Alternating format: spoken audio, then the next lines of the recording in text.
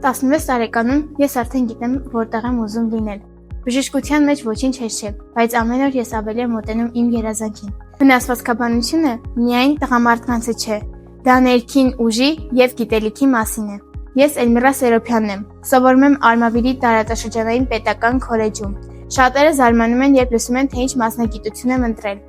Էլմիրա, աղջիկ ես, քեզ ավելի հանգիստ մասնագիտություն է պետք։ Վնասվածքաբանությունը տղաների մասնագիտությունն է։ Չես դիմանա այդքան արյան։ Բայց ես չեմ եկել հեշտը ընտրելու, ես եկել եմ անելու այն, ինչ սիրում եմ։ Վնասվածքաբանությունը միայն վնասվածքների կամ կոտրվածքների մասին չէ։ Դա մարդկանց կրկին ոտքի կանգնեցնելու մասին է։ Երբ քո շնորհիվ մարդիկ սկսում են քայլել, շարժվել, ժպտալ, դա ուժ է։